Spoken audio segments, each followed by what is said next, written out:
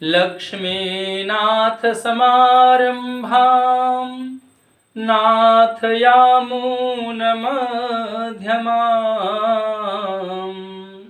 अस्मदाचार्यपर्यन्तां वन्दे गुरुपरम्पराम्। सच्चिदानन्दरूपाय विश्वोत्पत्त्यादिहेतवे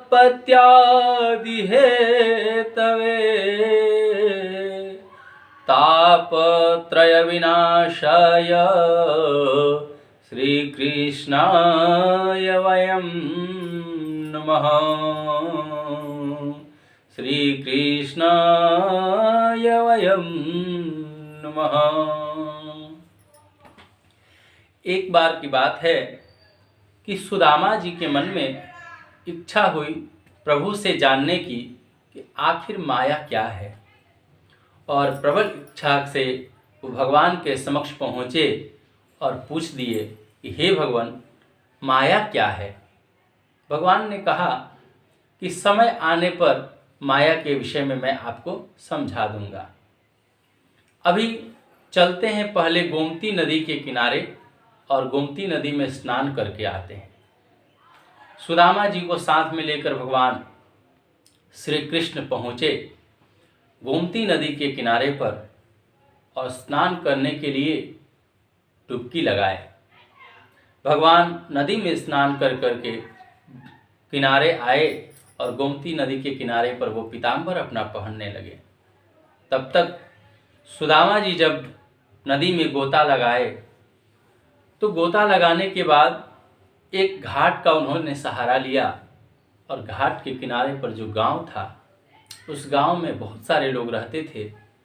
वहां पर एक हथिनी का दर्शन हुआ और उस हथिनी ने सुदामा जी को पुष्प की माला पहनाई। और कुछ ही देर के बाद गांव के बहुत सारे लोग आ गए और उन्होंने कहा कि हमारे गांव के राजा मर चुके हैं, और राजा के मरने के बाद हमारे गांव का नियम है कि हथिनी जिसको भी पुष्प की माला पहना देती है वो हमारे गांव का राजा बन जाता है। इस प्रकार से आप हमारे गांव के राजा हो चुके हैं। राजा बनते हुए सुदामा जी को बहुत अच्छा लगा। मान सम्मान किसको अच्छा नहीं लगता। अब सुदामा जी का एक राज्य कन्या के साथ विवाह भी संपन्न हो गया और सुदामा जी खुशी खुशी उस राजकन्या के साथ अपना जीवन व्यतीत करने लगे। अब वो इतनी सुंदर कन्या थी और सुशीला भी थी। बहुत प्रेम पूर्वक सुदामा जी उनके साथ राजकाज किए।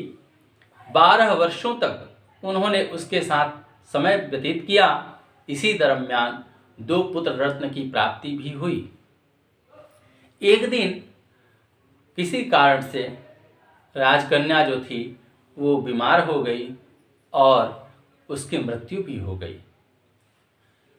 सुदामा जी उससे बहुत प्रेम करते थे, जिसके कारण बिलख बिलख कर रोने लगे। अब कुछ लोग आए गांव के और उन्होंने कहा कि हमारे गांव का नियम है कि जो भी रानी मरती है तो रानी के चिता के साथ ही राजा को भी दाह संस्कार कर दिया जाता है। अब सुदामा जी बहाना ढूंढने लगे। जो अपनी पत्नी के लिए बिलख बिलख कर रो रहे थे उसका रोना बंद करके अब अपने लिए रोने लगे कि अब हमारा क्या होगा। अब वो बहाना ढूंढने लगे। उन्होंने कहा यदि ऐसा आपका नियम है तो ठीक है, पहले मैं स्नान ध्यान कर लेता हूँ, संध्या वगैरह कर लेता हूँ, उसके बाद जो तुम्हारी इच्छा होगी वैसा कर लेना। बहाना लेकर जब ये स्नान करने के लिए गए तो 4 लोग वहाँ पर उन्हें निगरानी करने के लिए खड़े थे कि कहीं सुदामा जी यहाँ से भाग न निकले। दूसरे नंबर भगवान ये सुदामा जी ने कहा कि आप लोगों के गांव का जो नियम है हमारे ऊपर लागू नहीं होगा। क्यों? क्योंकि हम तो परदेशी हैं। ये नियम आपके गांव के लोगों के लिए है, लेकिन मैं परदेशी हूँ, इसलिए आपके गांव का नियम आपके हमारे ऊपर नहीं लगेगा। लेकिन उन गांव वालों ने ज़बरदस्ती कहा कि नहीं, यहाँ का जो नियम है वो आपके ऊपर भी लागू होगा, क्योंकि आप राजा हैं यहाँ के, और रानी की मृत्यु हुई है तो आपका विदाह संस्कार उसी चिता के साथ की जाएगी। अब सुदामा जी ने कहा कि स्नान ध्यान करके मैं संध्या करके आता हूँ। तो संध्या करने के दरम्यान भी 4 लोग निगरानी में खड़े थे कि कहीं सुदामा जी यहाँ से भाग न जाए। ऐसी प्रवृत्ति देख करके सुदामा जी डर के मारे इतना रोने लगे, इतने ज़बरदस्त तरीके से रोने लगे कि उनको और दुनिया में कुछ सूझ नहीं रहा था। उन्हें लगा कि अब तो मेरी प्राण भी चली जाएगी।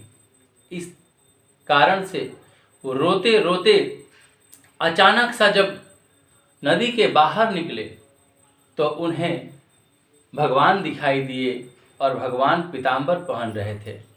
तब तक भगवान ने क्या किया कि पूछा कि सुदामा, तुम क्यों रो रहे हो? रोने का राज क्या है? उन्होंने घबराते हुए कहा, हे प्रभु, ये सब क्या था?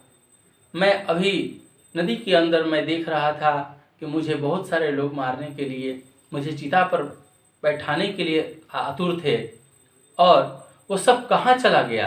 क्या हो गया?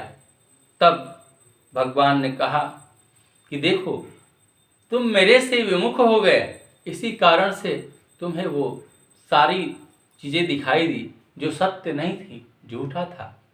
इसी प्रकार ये संसार जो है वो झूठा है, असत्य है, लेकिन जो व्यक्ति भगवान से दूर हो जाता है उसे वो झूठा ही सत्य प्रतीत होता है, और जो भगवान के सम्मुख होते हैं उन्हें ये संसार सागर मिथ्या के समान लगता है। अतः ये मनुष्य को सोचना चाहिए, मनुष्य के लिए यही नियम है कि जो जहाँ रहे, जिस स्थिति में रहे, अपने परिश्रम से, अपने सामर्थ्य से दुनिया के लोगों के साथ अपना कर्तव्य का निर्वहन करते हुए भगवान को स्मरण करता रहे। इसीलिए संसार सत्य नहीं है, संसार मिथ्या है, और भगवान से जिन्होंने विमुख हो गया वो सभी को संसार सत्य प्रतीत होता है और वो माया के वश में चले जाते हैं। माया क्या है? माया भगवान की दासी है, और जो भगवान के शरणागति हो लेते हैं, भगवान का चिंतन करते रहते हैं, भगवान का कीर्तन करते रहते हैं, उनकी माया कुछ भी नहीं बिगाड़ पाती। लेकिन जो लोग भगवान से विमुख हो जाते हैं वो माया के चक्कर में पड़ते हैं और उन्हें संसार ही सत्य प्रतीत होने लगता है।